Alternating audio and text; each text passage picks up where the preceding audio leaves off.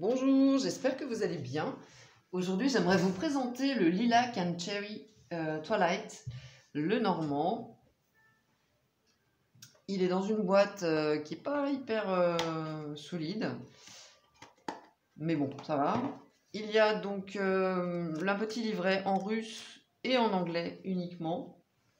Et la particularité donc du Lilac and Cherry, c'est que on va avoir deux jeux de 36 cartes, enfin un de 37, avec des illustrations différentes. Alors, au niveau de la qualité, elle est super bonne.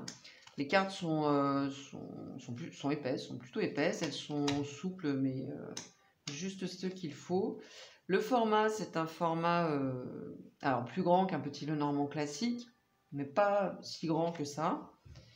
Le dos, le voici, très joli. Donc réversible pour ceux qui utilisent les cartes à l'envers.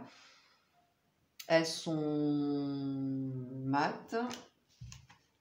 Les tranches sont... Alors celui-ci, il est dans l'ordre. On va pas le... donc les tranches sont neutres. Ils se mélangent très bien.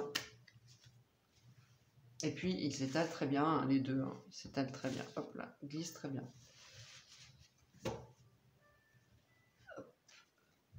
Donc comme je vous le disais, on a des bordures et des illustrations qui vont être différentes en fonction... donc là c'est le cherry et l'autre c'est le lilac.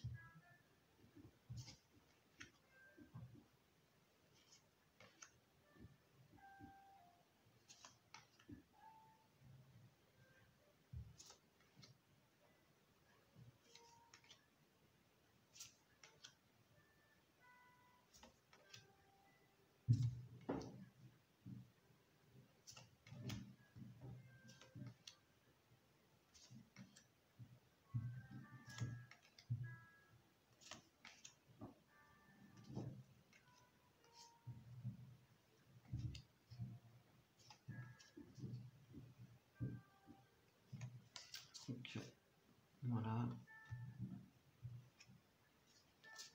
Donc là on a des personnes plus âgées.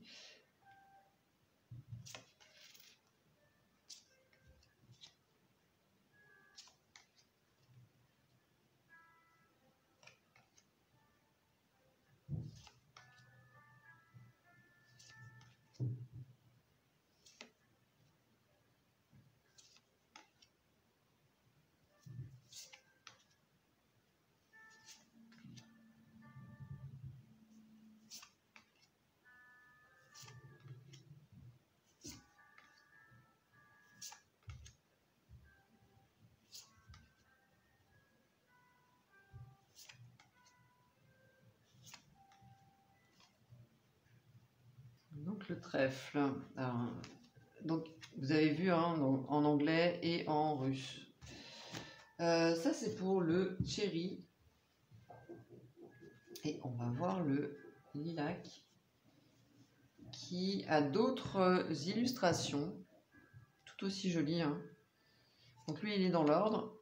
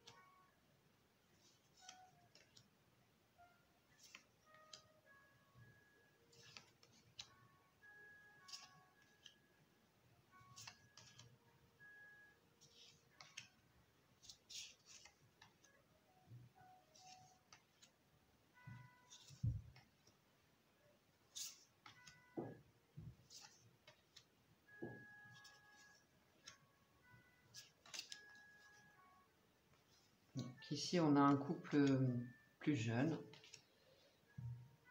Et là, vous voyez les lilas. Ici, plus pour parler de la pureté, et puis l'autre jeu avec une connotation plus sensuelle.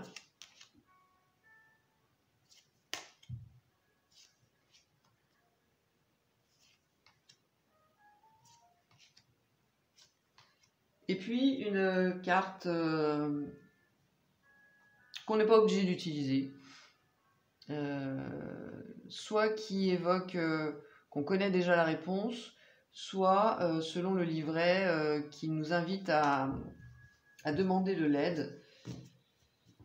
Ça va dépendre évidemment de la question et puis de l'emplacement de la carte. Alors l'intérêt de ce jeu, c'est que le dos est identique pour les deux. Donc on peut tout à fait le mélanger. Les illustrations changent. Hein. Il y a des nuances au niveau de l'illustration. Alors évidemment, je ne vais pas vous... Donc on a toute la partie en russe. Et il est en anglais. Alors l'intérêt du petit livret, c'est qu'on va avoir les trois interprétations, la signification traditionnelle, et ensuite la signification du lilac, pardon, et la signification du cherry. Donc à chaque fois, il va y avoir des nuances. On n'est pas obligé d'utiliser le livret, hein, mais on peut tout à fait s'y référer si on le souhaite, en tout cas au début. Sachant que les cartes, je les trouve quand même intuitives. Voilà. Donc, et puis si on connaît très bien le petit Lenormand, ça ne pose aucun souci. Dites-moi en commentaire celui que vous préférez, si vous l'avez, comment vous l'utilisez. Pour l'instant, je ne l'ai pas mélangé et je pense que je vais le faire. Je vais utiliser donc les... ça fait quand même pas, ça fait un jeu conséquent hein, si on le mélange. Donc ce qui est intéressant vraiment, encore une fois, ce sont les nuances parce que ça modifie l'interprétation. Ça donne beaucoup plus d'informations. C'est une mine d'informations très intéressante où on va avoir la possibilité de vraiment creuser. Donc c'est un très joli petit Lenormand que j'aime beaucoup. J'ai mis du temps avant de l'acquérir, mais je vais travailler avec de façon soutenue, ce qui me donnera d'ailleurs l'occasion de replonger dans le petit Lenormand.